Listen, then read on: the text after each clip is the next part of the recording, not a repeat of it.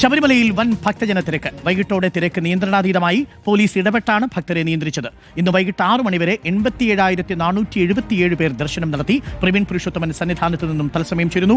Praveen, good evening. Praveen, സ്വാമി ശരണം. എന്താണ്, സന്നിധാനത്ത് നല്ല തിരക്കാണെന്ന് കേട്ടു?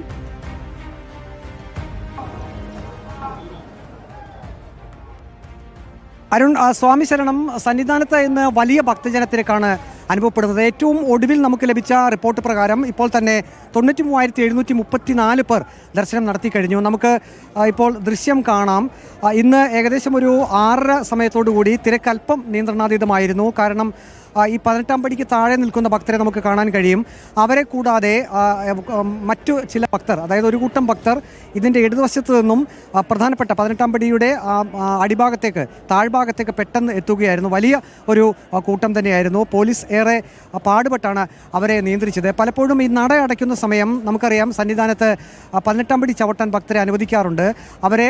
അവർ വീണ്ടും ഈ സന്നിധാനത്ത് നിന്നും ഇറങ്ങി നട തുറക്കുന്ന സമയം വീണ്ടും താഴേക്ക് എത്തുന്ന ഒരവസ്ഥയുണ്ട്. അങ്ങനെയാണ് വലിയ ഭക്തരുടെ തിരക്ക് ഇന്ന് 6:15 കൂടി സംഭവിച്ചത്. ഏതായാലും പോലീസ് വളരെ പെട്ടെന്ന് തന്നെ ഇടപെട്ടു.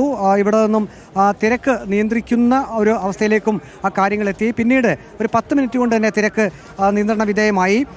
ഇന്നിപ്പോൾ സ്പോട്ട് ബുക്കിങ്ങിലൂടെ 7,239 പേർ ദർശനം നടത്തിയിട്ടുണ്ട്. ഇന്നലെ 1,00,000-ലധികം പേർ ശബരിമലയിൽ ദർശനം നടത്തിയിരുന്നു. ഇന്നും സ്വാഭാവികമായും 11 മണിയാകുമ്പോഴേക്കും ഒടുവിലത്തെ കണക്ക് പ്രകാരം അത് 1,00,000-ന് മുകളിലേക്ക് എത്താനുള്ള സാധ്യതയാണുള്ളത്. ഇനിയിപ്പോൾ മകരവിളക്കിന് ഏതാനും ദിവസങ്ങൾ മാത്രമേ ഉള്ളൂ. അത് മുൻകൂട്ടി കണ്ടുകൊണ്ടുള്ള സുരക്ഷാ സംവിധാനങ്ങളെല്ലാം തന്നെ ഏതായാലും സന്നിധാനത്ത് പോലീസ് ഒരുക്കിയിട്ടുണ്ട്. Praveen, good night. പ്രവീൺ, സന്നിധാനത്ത് നല്ല തിരക്കാണ്. ഇനി അങ്ങോട്ട് തിരക്കായിരിക്കും.